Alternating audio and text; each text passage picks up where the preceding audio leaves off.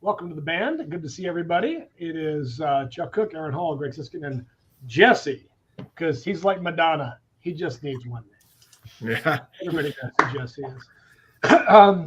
Hey, first thing I want to just talk about, only because it's so fresh in my head, and that is the EB-5 hearing that we had yesterday. The most important thing that happened yesterday is this case is no longer called the Jane case, because Mr. Jane is not a plaintiff anymore. He got his green card. It's now called the Iyer case, I-Y-E-R. And so we had oral argument yesterday, and really it wasn't really oral argument. It was question and answer, right? It was the judge had 7 questions about my request for discovery. And I loved watching her. Could you guys see her or not? Oh, so Yeah, it wasn't just audio. Yeah. Oh, good. So she was clearly very interested. And if you saw the previous, did you get on at 12:30 and watch the other 2 hearings first? I did. Including the Mid-Journey one was fascinating. The dude in his office where the other lawyer didn't show up, and his whole desk is covered in old coffee cups. And, I don't know, Judge. I think he just gave up. That was great. But she asked great questions. She clearly paid attention. She allowed me a little flexibility, because normal in a regular oral argument, if I'm the movement, I get a reply, right? And she wasn't. I realized after the first couple of questions, she was never going to give me a chance to respond. So, being the guy I am, I said, Judge, I need to respond to that.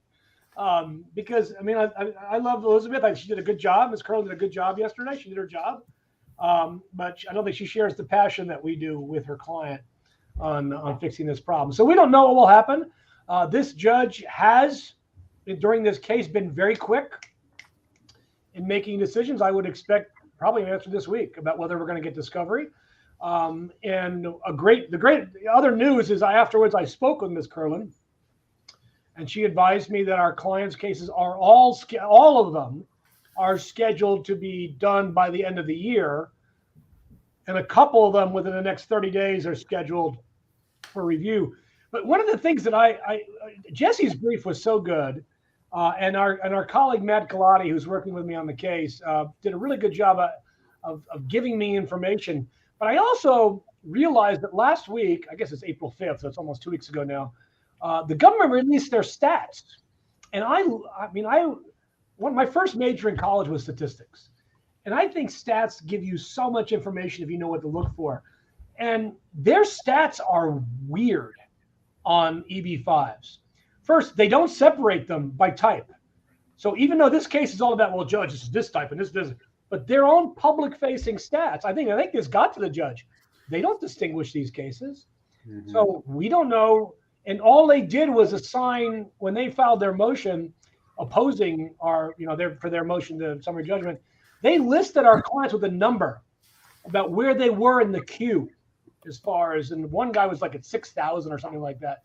But how is there only one queue when they themselves say there's 3 different queues? The whole thing is just crazy. And they, even as of last quarter, or the last quarter of, not the true last quarter, because we had to wait till June for those numbers, but the first quarter of the year, they took in more cases than they adjudicated still.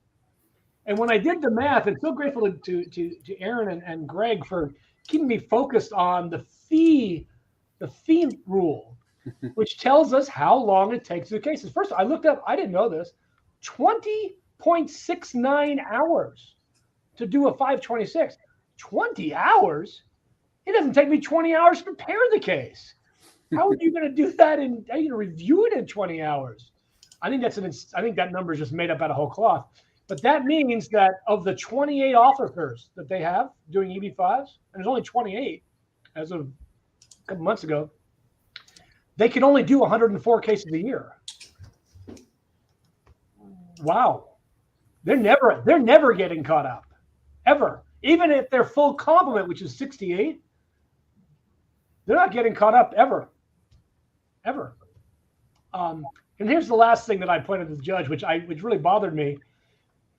There's a backlog for China.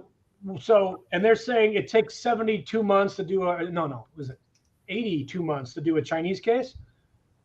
if you filed for China in 2019, you're not getting a green card until 2028 or something like that. Why are you even working those cases? Why is even that relevant? India is the only other country with a backlog, but their backlog is so small. It's like 83 cases.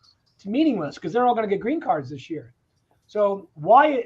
But India is taking only 50 months, but everybody else in the world who has no backlog is taking 65. I mean, none of this makes sense. And that's what truly bothers me about it. Anyway, I'm preaching, but that's what happened yesterday.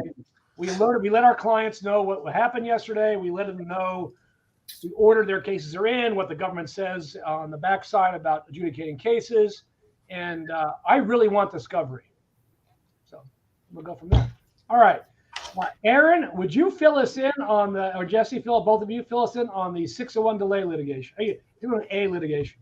I can start and Jesse can add in. So what's being briefed right now is our opposition to the motion to dismiss. The noting date is next Friday. And what noting date means is that's when the case is ripe for a decision by the judge. After that date, they'll have our response brief and then the government's reply brief. And then the judge could either set the matter for a hearing, they could make a decision, and it could happen anytime after that. My expectation, they don't have to do it this way, but my expectation is there might be one decision deciding both the motion for class certification and the motion to dismiss, but we'll have to see. Jesse? No, that's you nailed it. I mean, I think the government doesn't believe the court can look at any type of delay for a waiver, and we disagree with that. I think they also think that it's our own damn fault that you're sitting there waiting for your case, and it's not their problem. It's everything else in the world that is affecting them. So that type of victim mentality that they like to take on. I will say something with the.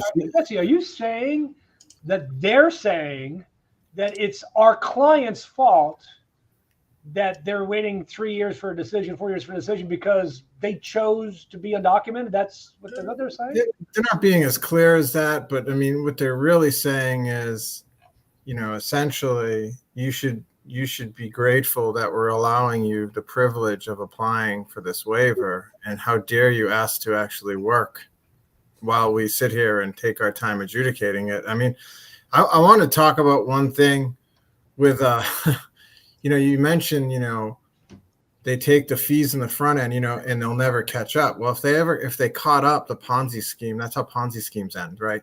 They can't catch up. They can't. They can never catch up. They won't, because if they do that, the Ponzi's over, and there's gonna be no money. They have to have this sky is falling crisis. That's how the agency survives. So wait a second. So basically, they're staffing up now to meet this massive backlog, and supposedly to reduce the backlog. But if they reduce the backlog, they would be grossly overstaffed. So therefore, they can't erase the backlog. Otherwise, they have to fire people. Well, yeah, or they would call it kind of a freeze. That's what they like to call it. That's a freeze. But I mean, the reality is, when you look at it, and we obviously, it's so easy for them to say, look, it was COVID.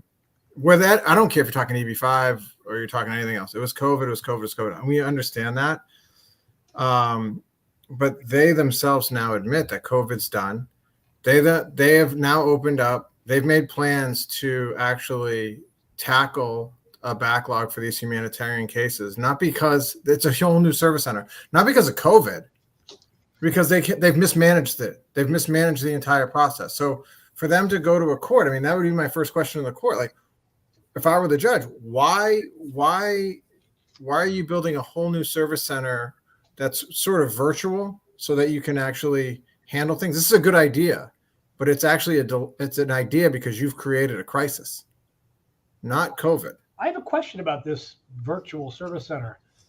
This suggests that there's another layer of management in between the current crisis and the new virtual adjudicators located in their bedroom in San Diego or someplace like that, in Des Moines.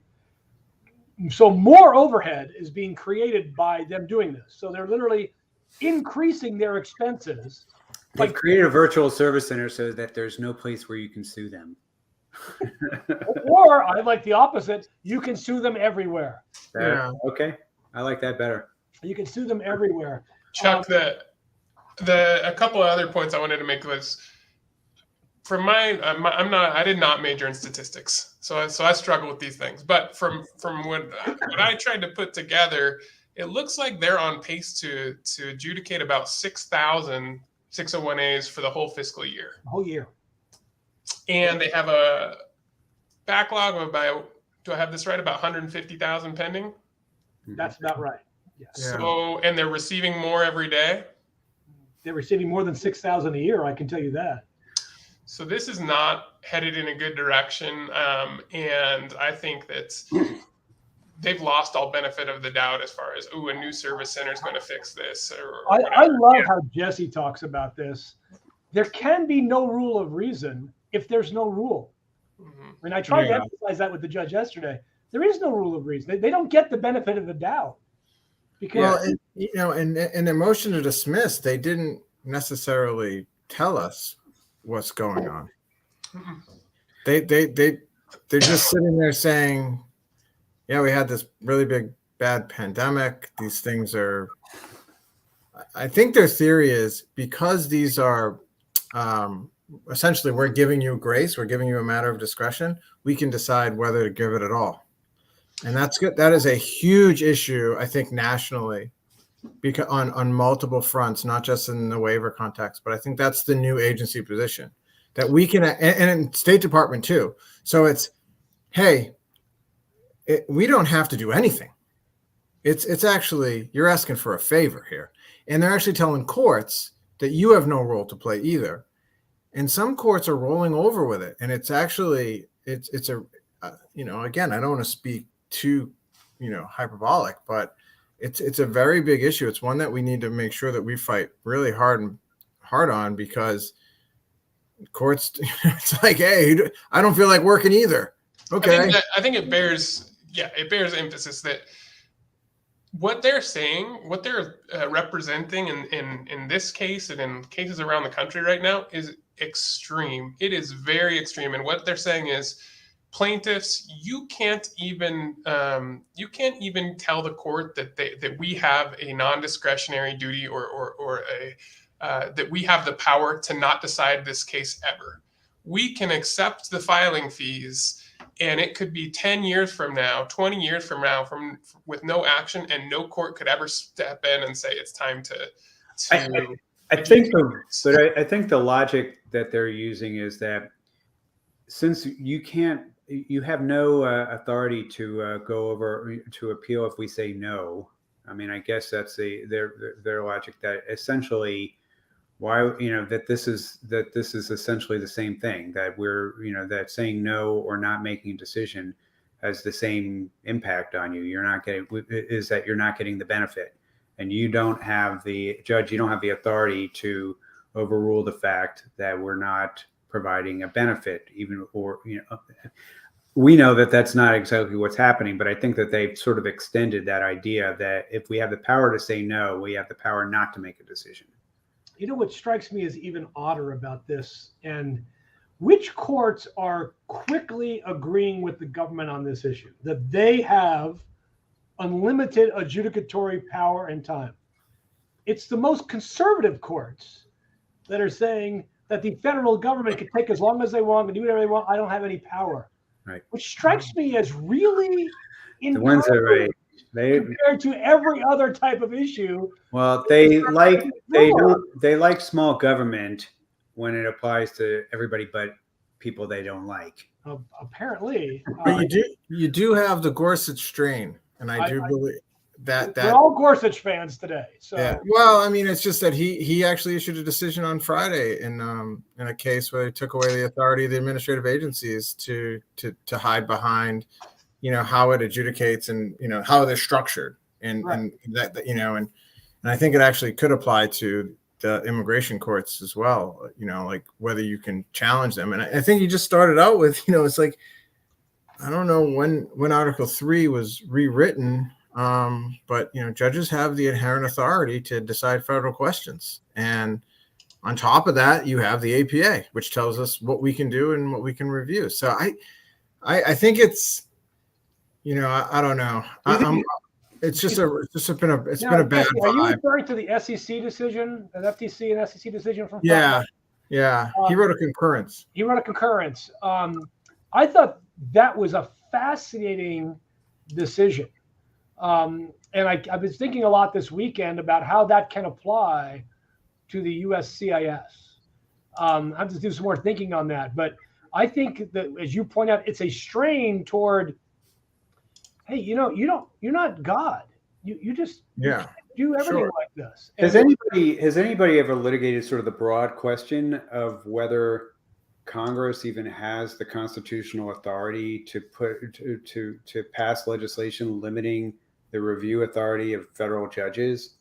I mean, it seems like that's what Gorsuch. I think that was Marbury versus Madison, actually. No, right, but I mean, and they do, and right, but I'm saying on there, it's like all these bills, the INA, that pass and say limit review and all that. I mean, has there been anything recently where that whole issue itself, the authority of that, whether that's even constitutional to have those provisions?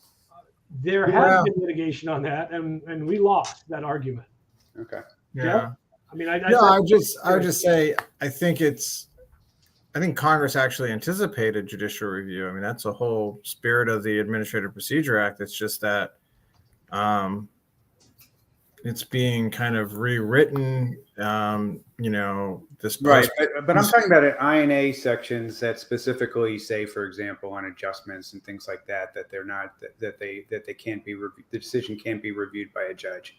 On there, Congress sets the jurisdiction of federal courts. I mean, that's the way the Constitution is written.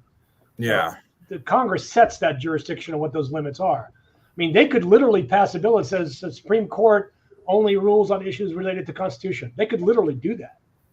And Marbury is really all about Congress trying to do that. And they said, no, you can't do that. But I mean, has anybody challenged 1252? And saying you can't review? I think I have, and I think they've lost that issue. I think part of the problem is that it's immigration, right? You pointed it out, Greg. It's immigration. Who cares about those immigrants? They don't deserve full protection of the Constitution anyway, so who cares? But we have a lot of listeners today that I'm sure are in the 601A delayed litigation case, and a couple of deadlines that are coming up. Just and again, Aaron mentioned these briefly. But yesterday was a conference deadline. We've had a conference with the government. It was futile. I mean, I felt like the Borg, right? Big Star Trek fan here. Picard, worth a watch. Very good. The initial disclosure deadline. So we actually have to get with the government and file by the 3rd of May, what they call disclosures to the court, the scope of what we're litigating here. And then we have to file with the court a joint status report by the 13th of May.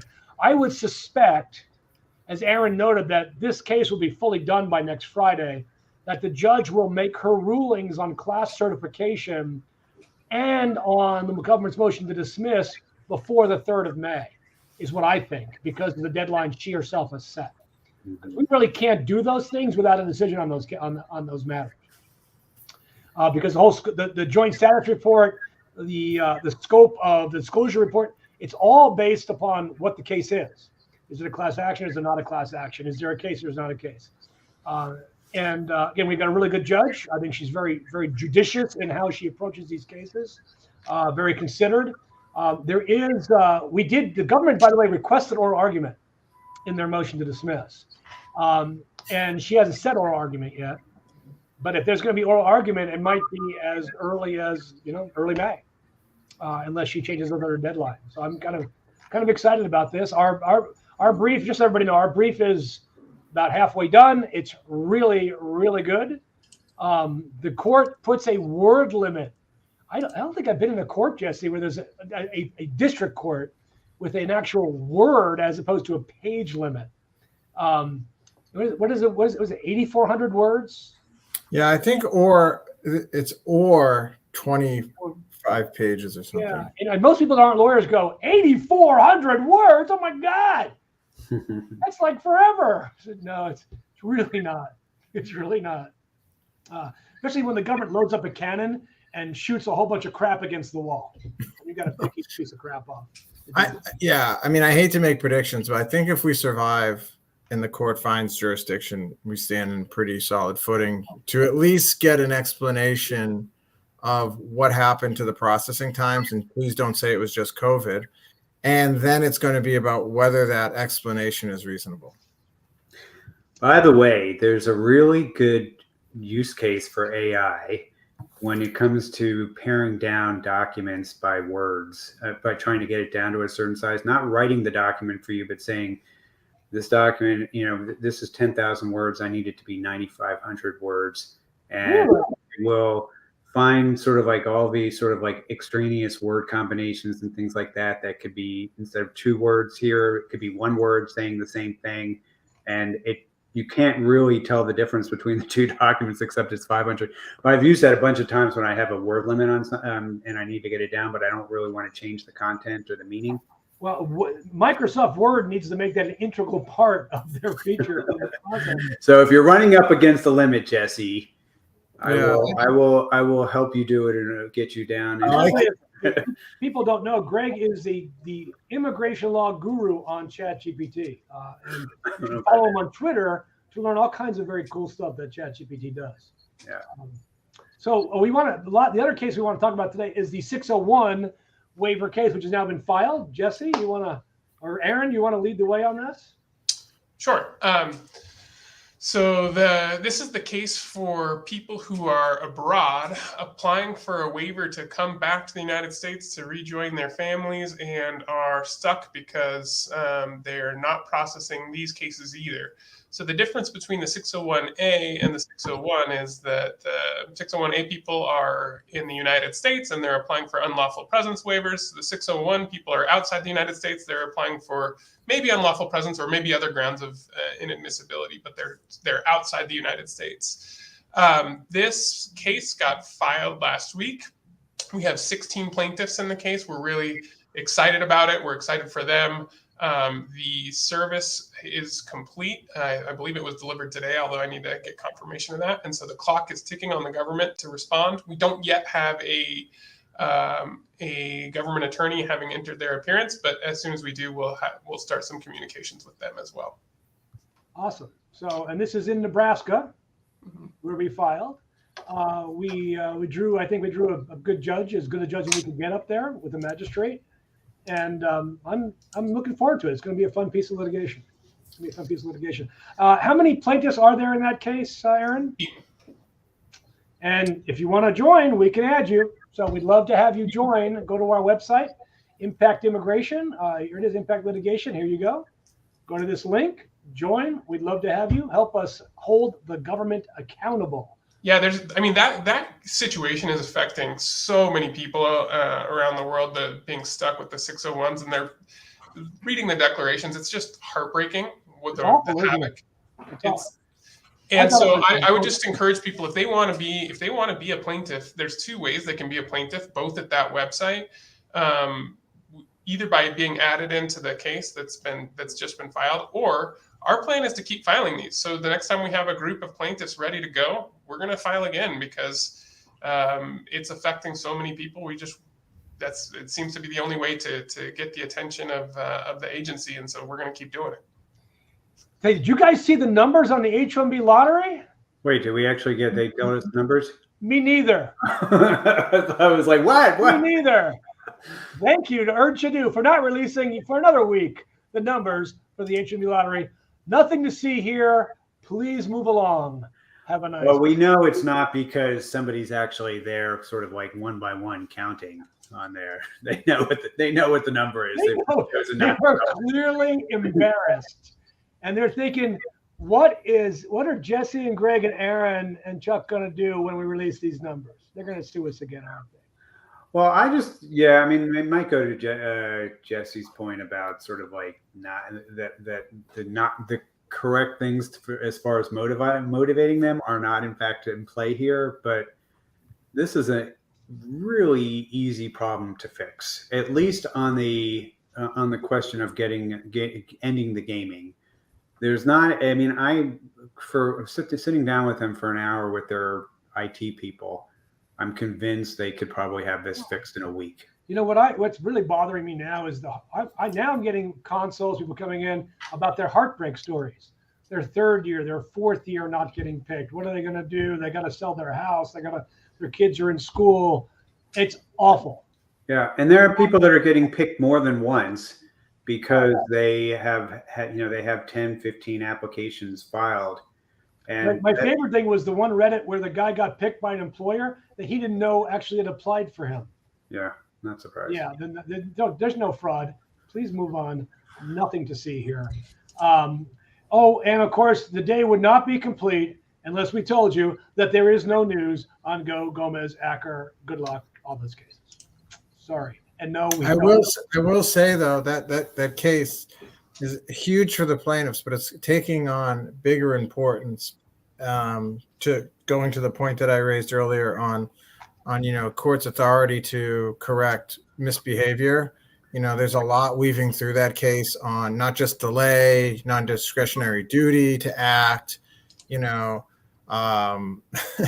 essentially, can the executive shut down a program? If the answer is yes, then maybe you can shut down other programs. They can shut down anything. It has very and this is what is, I don't want to say it's keeping me up at night. It's certainly keeping me up during the day. It's making me nervous about, is there still a role to play by these courts who seem unwilling to do anything but, become part of the executive branch? It's just, it's frustrating. Yeah. If the answer's yes, that they can shut down a program because they don't like it, they don't want to run it really. This is not meant as a compliment to the Biden administration, because we see how bad things are right now. But God help us next time Stephen Miller's in charge of the agencies. Oh, absolutely. He'll just basically fire everybody. Yeah. I mean, why do we have to do it? Just because they author it doesn't mean we have to do it. And it does touch on a really good point, right? Because I think this speaks to some of the chaos that I would describe Biden's immigration platform, because he wants to do certain things, right? But he's not speaking consistently because he's telling courts, you can't look over here, you can't overlook, but I'm going to do this parole program and you can bless it. You can, tell me it's fine. I have this, I just think that if you can't, I don't know, it's like, what are you so afraid of? What are you so afraid of? Why don't you just let the courts do their job? And I understand that they want to fight jurisdiction and things like that, but what are you so afraid? I think this goes to your point, though. This case is now its 7th month, right? Easy cases are resolved quickly. This is a very hard case for the court. If there was a 2-to-1, one way or the other, and it was solid and never going to move, we would have had a decision months ago. There's clearly somebody in the middle that's been trying to be swayed by both sides. So I think, I hate to be so downbeat today, but I think Katsas is trying to find a way to recognize that plaintiffs have to win in Gomez and Go, but he wants to really kill off any other type of future litigation so that nobody can really appeal to the Supreme Court. I think that's what he was trying to get to, because if you remember that argument, he was really kind of being like, yeah, they may have went too far here, but what if they just said, hey, we'll see what we do. If it was a matter of priorities, if it wasn't just strictly a no visa policy because the president suspended entry, if it was because we're just allocating visas the way we feel like it, I think Katsas would have been okay. But here it was so brazen to be like, no, president said no immigrants, no visa, no diversity visas ever. I think he's trying to do that. I think that's the issue that's really holding up the decision. The thing about Katsas, even though he was appointed by Trump, that guy worked at the Department of Justice under different presidents. He argued cases in the Supreme Court. He is truly a jurist. I mean, he has a deep background in the law. He's not one of these flakes in West Texas somewhere and judges in the court. This guy is solid enough to be in the D.C. circuit. He also, oddly enough, is younger than me, which even scares me even more. But Jesse, one thing I did not know until just now is he was from Boston, and I cannot believe you didn't play that up in oral argument. I mean, I really. I did. Oh, you didn't see it. Lucky Dent, baby. You didn't see it, but I had a Red Sox tie on, and I was flashing it to him the whole time. The secret sign for Boston. But there's really two different Bostons. I spend a majority of my time in South Boston, and I'm sure he didn't spend a minute of his time there back in the day. So you're starting on Matt Damon side of Boston, that side of Boston. He's on the other side. Is that what it was? Or yeah. By the way, to speak to your point and Jesse's point on the Biden administration, I tagged you on Twitter a little while ago. Thank you. That Susan Rice, your favorite, on there. She's the reason. She's the villain in the White House that's killing all of us. Well, you know what's interesting about that tweet and about that memo? The New York Times did an article talking about the chaos in the White House, and it all comes down to Susan Rice. And finally somebody had the gumption to leak something about her to the press. Finally, this is the first time in 2.5 years they've leaked her real position on immigration and immigrants. And it just took them a long time to get that out there. Did you read what she wrote? Oh yeah. Oh my God. It was like basically all these children that are being that are being put in dangerous work situations, kids on there. She was basically, because this is only happening because we were too nice to them. Yeah, but it truly does not understand how the system works and doesn't want to do anything to fix it. And that's the story of the Biden administration. Yeah. We should take some questions here. Yes. Explaining the whole time. Trey Yates, who's almost always first. Clarence is not going to be impeached ever because Congress will not do anything. To be impeached, you actually have to get 66 votes. It's not a chance. He will die in that seat. He's going to die in that office. That's the way it is. We talked about. Any good news? 618, we talked about that. I think we have good news. I think we have a really strong brief and response. When do you think we start to see some light in the case? We talked about the timing going forward. Do you know an example of a case where a court found one party acted unlawfully because they did not give him relief? Yeah, there's probably a lot of cases like that. I mean, yeah. I think there was a lot of cases on the retrogression where they recognized there were some errors in years past, but they found that they couldn't get around to give them a remedy. Nothing for you. Your cause is just, but I can do nothing for you. Yeah, and same thing with the diversity visa program is a great example where someone was screwed and the year ended, and they filed after the year ended, and they've said, hey, that's you. Jesse, I had one of those cases about 25 years ago. This guy from Kenya. This is back when you could adjust status even though you were on documents, like 95. So he wins the lottery, and he applied at the local office back then. So he applied to the local office, and they gave him a receipt, and it said, come back in 3 years. Because that's how long they were taking to do adjustment. No, swear to God. He goes back 3 years later. They said, lottery ended, dude. And they NTA'd him and put him in deportation proceedings. I actually ended up getting a private bill for that guy in Congress.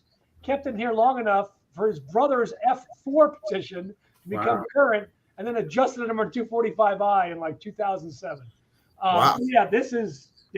It happens. It does happen. Taylor, I think it's funny. It's sticking wait COVID extension, yet they're still looking at COVID. Yeah, well, that's true, right? So you can't use COVID extension process anymore, but it's COVID. Well, it's good for the goose. Yeah. Apparently, is it good for the gander? That is why I so dearly hope there is oral argument in this case, in the 601A case. I love oral argument. Messina, do you have an example where you already asked that question? How strong do the government's arguments are for the court? Personally, we'll go on a round table. They suck. Aaron? I think their jurisdictional arguments are pretty good. Pretty good or pretty bad? Good. I think in this environment where the district court judges are being very careful with jurisdiction, I think they can't win on the facts because they can't explain the processing times. They have to go to jurisdiction, and there is, these are discretionary, which is a magic word in this environment. Discretionary is just become this new jurisdictional magic word. I think there's something there. to speak to Jesse's point, I mean, there's strong. The big argument that was made by Elizabeth Kerwin yesterday was regulatory was reasonable, was deference, basically, that the government's determination of what's reasonable, you have to determine, you have to give deference to the agency on that, and that's, you know, sort of at the heart of the case, which is that this is unreasonable. It's on there, and if they're saying that, well, we're the only ones who get to determine what's reasonable, Judge.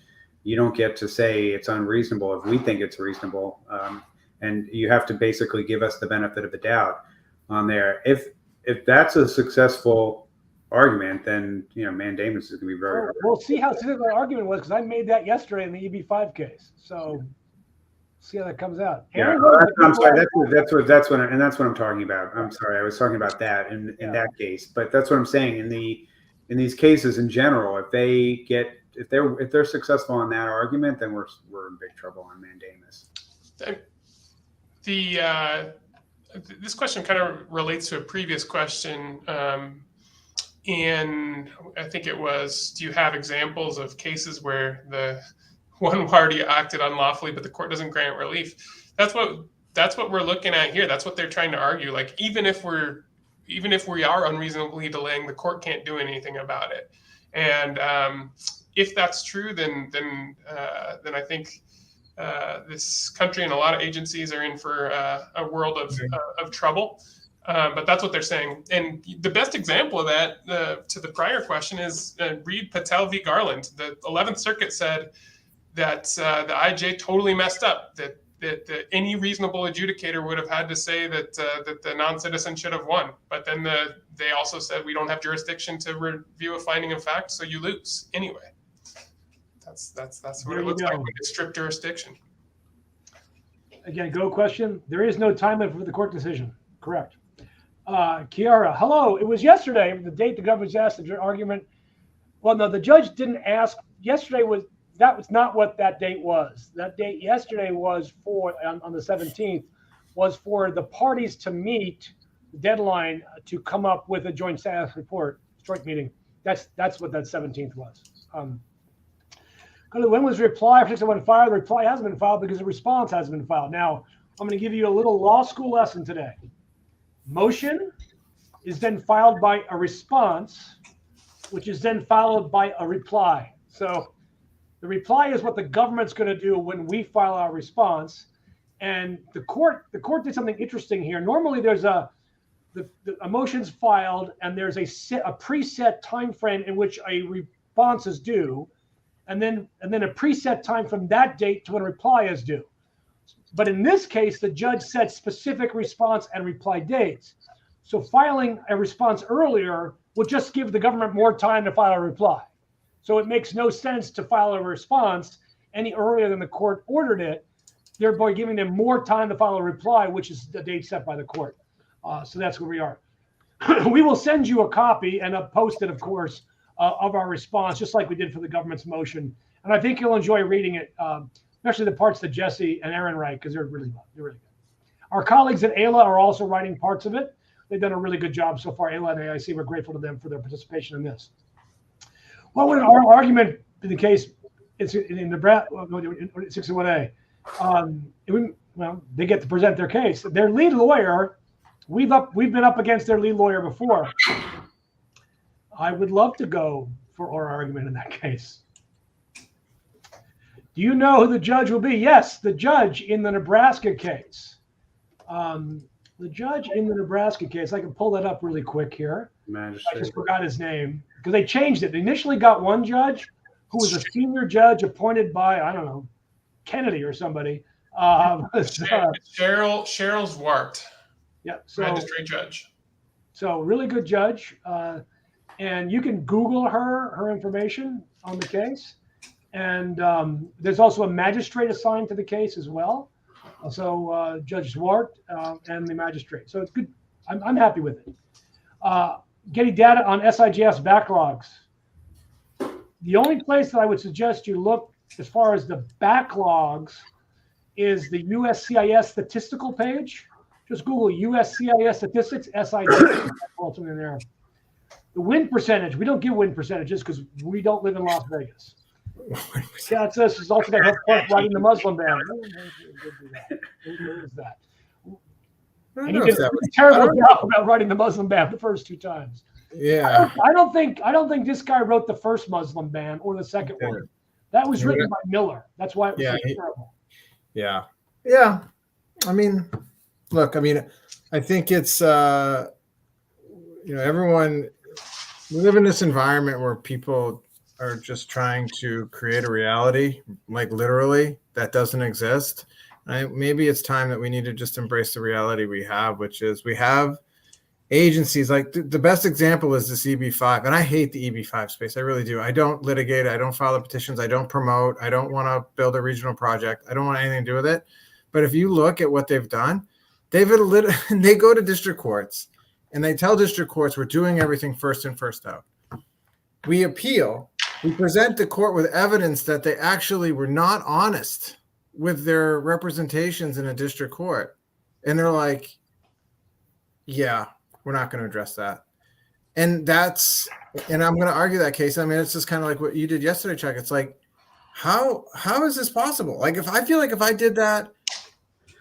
Well, look at the Fox News case in the news the last couple of days where they're getting like totally raped. Yeah. I do think though, maybe this is the type of, I don't want to say crisis again, but like the type of environment where a federal judge is going to kind of say, wait a minute, time out. Yeah, you're going to win most of these delay cases perhaps, but you can't fudge the facts. Right. You wait a minute, like, hold on. And that's what they've done. Like, if you're doing the visa availability approach. Right. But they're threatening the bar licenses of some of the Fox News lawyers that made misrepresentations to the court regarding the title of Murdoch on there. Basically a misrepresentation. And they're just saying that it was just a mistake and they're apologizing. But that judge is not having it. And it seems like it happens all the time where, DOJ will say something that's completely not incorrect. And there are no consequences. Yeah, well, and I think they're being fed this evidence from like USCIS, and USCIS is saying, no, we're going. It goes in. It's just like first in by priority date, and if whatever. Right, which is why we need discovery, because we know that's not true. Exactly, or why these cases can never be dismissed on a 12B6, that's what I don't get. How are they being dismissed on this? It just doesn't make any sense to me. Because judges will look at it and they've adopted this view that you can actually just look at the number of months that it's been pending and just say, 12 months. Nope. Yep. And that's actually not the way these cases are supposed to be litigated. But certainly it helps your case if you go to the judge and say, we never deviate from the first in, first out processing, and the judge accepts it. But again, I now have, before the appellate court in DC, like, hey, you only did like 800 and you went out of order and 600 of them. Like, shouldn't we go back down and see if maybe our case is going to be decided differently? Like, or in your case, in Jane, shouldn't we be able to at least question that? What type of a big point. They took 600 cases out of order and only did they reported doing only like 400. These numbers make no sense whatsoever. Yeah, you're the stats man. However they're doing them, they're not doing them the way they're telling the courts are doing them, and that's a problem. And they're not being asked that question on direct examination. That's the problem here. The reality is, the way to really get answers is if Congress would do their job and have some oversight hearings and call the people in and say, I want to talk to the head of the Nebraska Service Center and find out what the hell's going on.